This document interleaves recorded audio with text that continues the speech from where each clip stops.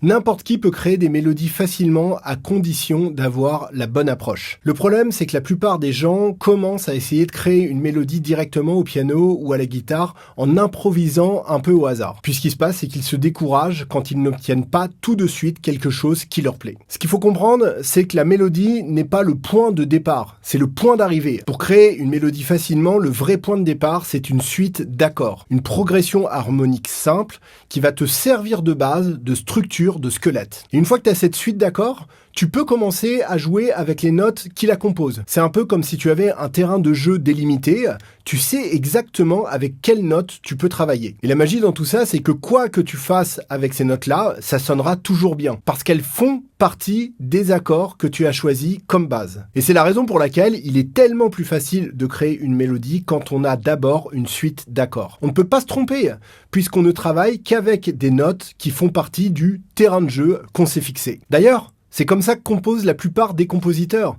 Ils commencent par une progression harmonique simple, puis ils la font évoluer petit à petit en y ajoutant des petites variations, des petits changements, jusqu'à obtenir quelque chose d'unique. La mélodie vient ensuite naturellement, presque toute seule, il suffit de jouer avec les notes des accords qu'on a choisis. Je te fais une démo tout de suite sur mon ordi. Donc là, nous sommes dans Ableton Live 12 et j'ai une piste MIDI qui est ici. Donc pour créer ma suite d'accords, ce que je vais faire, c'est que je vais charger un piano. Pourquoi un piano? C'est parce que c'est l'instrument le plus classique, avec la guitare bien évidemment, mais comme là on est au clavier, ça va être plus facile avec un piano. Ça va nous permettre en fait de nous concentrer vraiment sur la progression d'accords au lieu de nous concentrer sur la recherche d'un son. Donc moi, ce que je vais faire, c'est que je vais charger iPiano MK2 Hold, parce que j'aime bien le son de ce piano en fait. Vous voyez, il est un peu old school. Je trouve qu'il est sympa pour faire des accords. Ce que je vais faire également ici, c'est que je vais sélectionner cette zone-là et je vais cliquer droit et je vais faire insérer un clip vide. Ce qui va me permettre ici d'avoir en fait une région MIDI que je vais pouvoir tout simplement éditer. Ce que je vais faire une fois que j'ai double-cliqué ici, donc là j'ai ma zone d'édition MIDI, donc vous voyez j'ai toutes mes notes du clavier qui sont ici, mais je vais réduire en fait les possibilités. Je vais régler ici en C mineur. Et ici je vais appuyer sur Scale pour que Ableton Live me montre uniquement les notes de la gamme C mineur. Ça va me permettre de ne pas me tromper au niveau des notes et d'être sûr de constamment jouer avec des notes qui vont bien ensemble. Donc vous avez le choix, hein, vous pouvez choisir de prendre du major, vous pouvez choisir la gamme Dorian, Mixolydian, il y a plein de solutions pour cette démo là, je vais vous faire ça en C mineur. Et une fois que j'ai ça, en fait, ce que je vais faire, c'est que je vais mettre une première note ici. Alors, pour écouter les notes, là, je ne l'ai pas entendu, il faut cliquer ici et là, je vais écouter ce que ça donne. Donc, on a une note simple.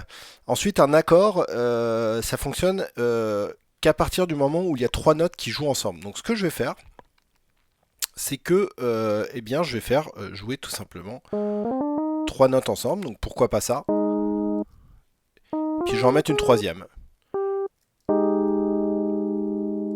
Ça fonctionne, ça me plaît. Donc ça, c'est vraiment à votre libre appréciation. Vous faites une combinaison de trois notes qui vous semblent bien sonner. Donc là, à partir de là, je vais dupliquer cet accord-là pour faire ma progression d'accords.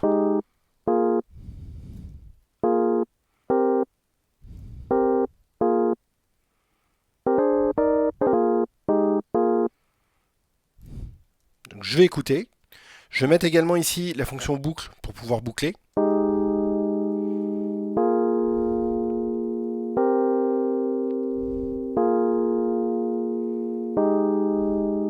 Je trouve ça assez joli, donc je vais valider. Alors bien évidemment, je pourrais travailler bien plus longtemps sur ma progression d'accords, mais là c'est pour vous montrer les principes de cette technique.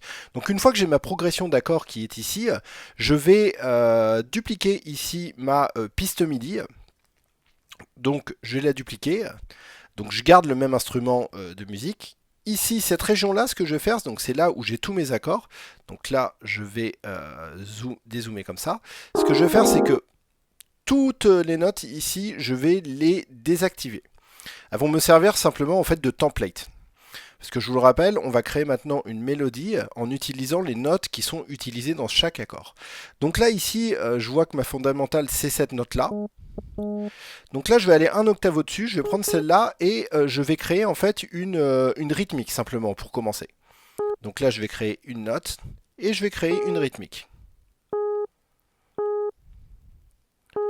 Et là, hop, je vais finir comme ça. Donc là, j'écoute cette rythmique qui est uniquement sur la même note.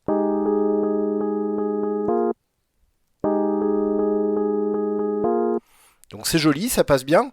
Mais maintenant, ce que je vais faire, c'est que ces notes-là, je vais les dispatcher à travers les 3 notes qui ont constitué mon accord. Donc par exemple, je vais faire quelque chose d'assez simple.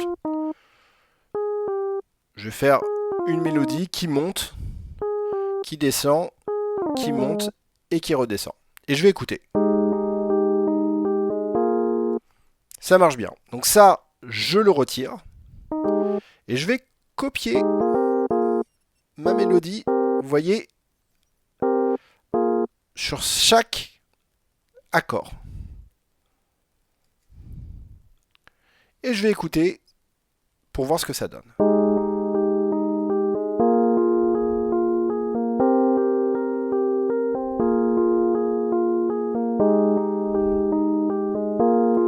Donc ça fonctionne très très bien. Vous voyez là j'ai une première mélodie qui vient d'être créée relativement facilement. Alors bien évidemment ensuite je pourrais ajouter des petites variations. Comme par exemple, donc ça ici je laisse comme ça. Et la deuxième.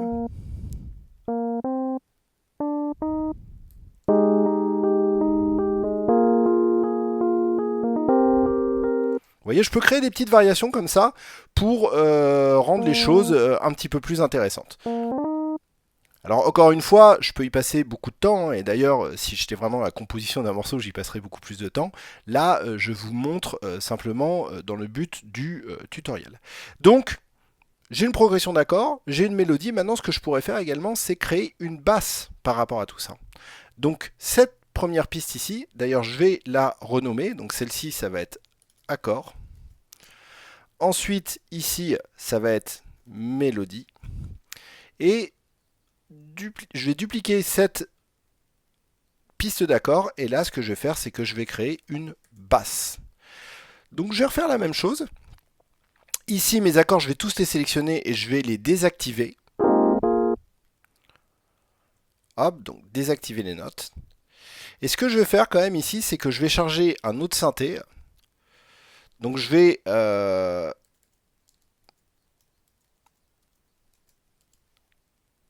prendre cette basse-là, basse 80 analogue, qui a un son des années 80 analogique. Ça me plaît bien.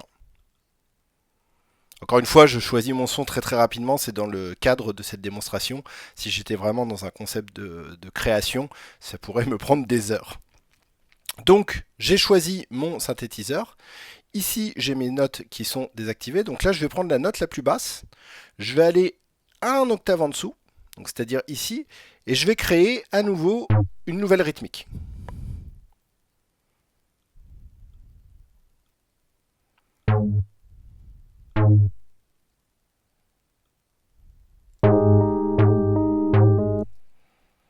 Pourquoi pas? Donc je pourrais aussi faire d'autres choses, comme par exemple ça. Je pourrais vraiment faire pas mal de choses. Là, je vais rester comme ça pour vous montrer. Donc là, une fois que j'ai ça, je vais respecter les mêmes notes qui sont ici, mais un octave en dessous. Et ce que je pourrais faire, donc je vais écouter déjà ce que ça donne.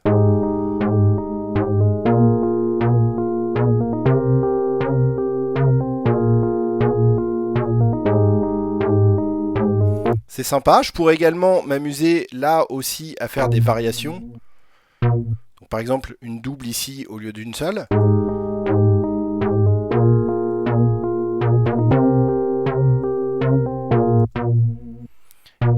Et là, j'ai ma ligne de basse qui fonctionne parfaitement bien. Alors aussi, je pourrais m'amuser par exemple, à jouer avec les notes, de la même manière que j'ai créé la mélodie. Donc là, ici, je pourrais monter ça ici. Là, je pourrais monter cette note-là, par exemple, ici. Ici, je pourrais la monter en G2, parce que vous voyez ici, la deuxième note, c'est G3. Et ici, pourquoi pas, je pourrais monter en F2 cette note-là. Et je pourrais écouter pour voir ce que ça donne.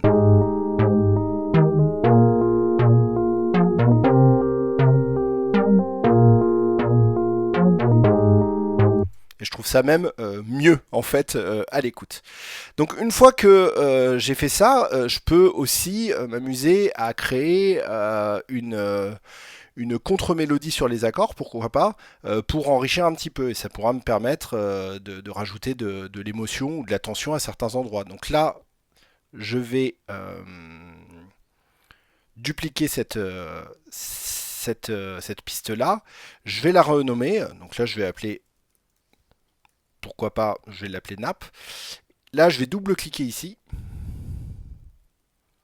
Je vais dézoomer. Encore une fois, je vais désactiver toutes les notes. Ici, ce que je vais faire cette fois-ci, c'est que je vais choisir un pad.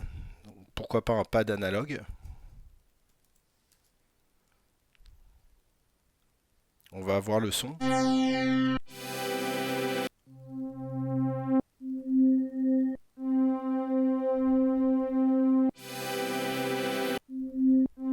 On va prendre celui-ci, on va voir ce que ça donne.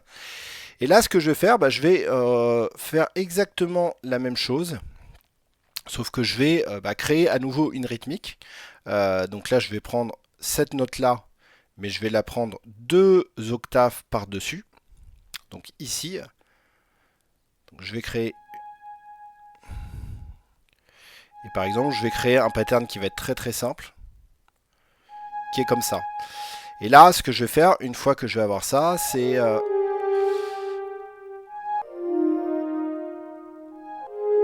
je vais créer une structure descendante et je vais écouter pour voir ce que ça donne.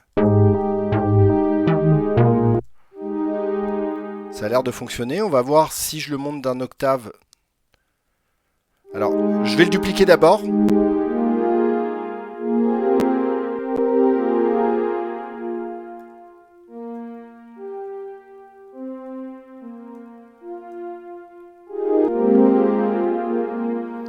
On va le monter d'un octave.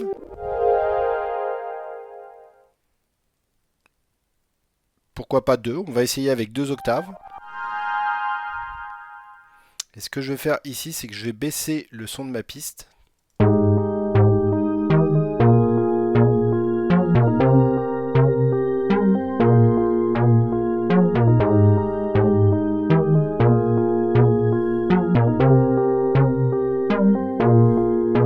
Donc voilà, ça fonctionne très très bien. Et je pourrais très bien m'amuser à créer d'autres pistes comme ça. Ce qui est bien, c'est que je suis sûr que ça va toujours bien sonner parce que je pars toujours de mon terrain de jeu que je me suis fixé, qui est délimité à partir de ma progression d'accords que j'ai créé au début. Donc voilà, c'est tout pour cette démonstration. Donc vous voyez là, en 5-10 minutes, j'ai réussi à créer en fait une construction mélodique qui est très sympa. Et en prenant le temps, eh bien, je pourrais très bien créer des variations, des évolutions pour pouvoir faire un morceau complet. Ce que je viens de te partager, ce n'est que la pointe de l'iceberg. J'ai encore plein d'autres astuces de composition à te montrer. Et si tu ne veux rien rater, je t'invite à t'abonner à la chaîne dès maintenant. Tu peux aussi activer la cloche pour être notifié de mes prochaines vidéos. Et surtout, n'hésite pas à me dire en commentaire si tu connaissais déjà cette approche pour créer des mélodies ou si c'est quelque chose de complètement nouveau pour toi. On se retrouve très très vite dans une nouvelle vidéo. Ciao!